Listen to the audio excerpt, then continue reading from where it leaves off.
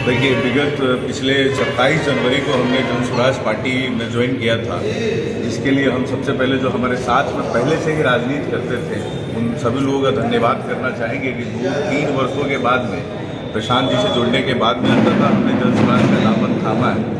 चूँकि हमको लगा कि बिहार में पूंजीवाद, जातिवाद और वंशवाद की लड़ाई में केवल और केवल एक ही होप, एक ही आशा, एक ही उम्मीद जो प्रशांत और जन स्वराज के रूप में आई थी। और जिस प्रकार से उन्होंने बीपीएससी के मामले में बिहार के छात्रों और नौजवानों के साथ में खड़े रहे, और हम छात्रों युवाओं की आवाज़ उठाते हैं, अगर हम प्रशांत के साथ में नहीं रहे तो बिहार के 65% युवाओं के साथ बेईमानी होगी। इसके लिए हमने जन स्वराज का दामन थामा है। और जन स्वराज के साथ में वैसे तमाम लड़के जो राजनीति करते हैं और सामान्य परिवार से आते हैं, हमारा प्रयास रहेगा कि बिहार के कम से कम 20 ऐसे लड़के 2025 में सदन में जाए जो सामान्य परिवार से आते हैं। आप अपने साथ और कितने लोगों को जन स्वराज में ज्वाइन करवाएंगे? हमारे साथ 50-60 लोगों ने उस दिन ज्वाइन किया था। उसके बाद में आप देखते जाइए, ये जो जिला है ना, इसका यूथ कमेटी और छात्र कमेटी जदयू पैनल का, आरजेडी पैनल का खाली हो जाएगा आने वाले समय में।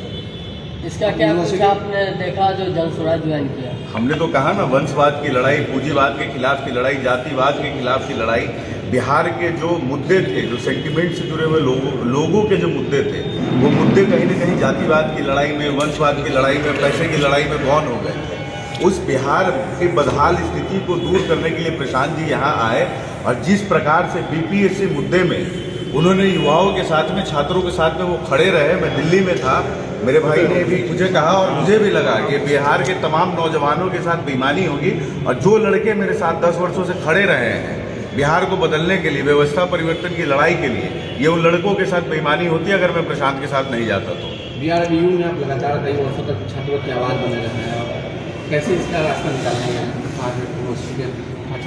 देखिए, अब तो क्या है कि छात्र से हम क्षेत्र की राजनीति में भी ट्रांसफर हो गए हैं, लेकिन प्रशांत जी ने ये जिम्मेदारी हमको दी है कि बिहार विश्वविद्यालय की एक कमेटी बनानी है। और जैसा कि मैंने कहा है, बात चल रही है, बिहार विश्वविद्यालय में केवल आपको पीला झंडा नजर आएगा, और केवल दलाली करने के लिए नहीं। यहाँ की छात्र राजनीति डेड हो चुकी है, कैंपस पॉलिटिक्स का किसी को सी नहीं पता है। केवल और केवल वही नेता है जिनको पीएचडी में एडमिशन करवाना है या दलाली का पैसा खाना है, वही वहाँ पे राजनीति करते हैं।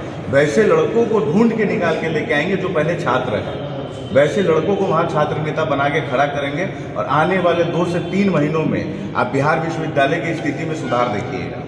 लगातार वहाँ पर तो देखा जा रहा है कि हर काम के बाद जन स्वराज में नए साथी का जुड़ना तो स्वाभाविक है। बिहार में बदलाव है, अब नीतीश कुमार का बाहर खत्म करने का दिन आ गया है। प्रशांत किशोर जी के नेतृत्व में युवा जुड़ रहे हैं, नौजवान जुड़ रहे हैं, गांव गरीब के लोग साथी जुड़ रहे हैं। 75 साल के आज़ादी के बाद भी लोग अब तक ठगाते रहे हैं, जिसके लिए प्रशांत जी ने पदयात्रा करके लोगों को अपनी बात समझाया है, और उसमें कामयाब हुए हैं लोगों को समझाने में। और लोगों ने बदलाव में उनको मजबूती के लिए अब नए लोग जुड़ रहे हैं।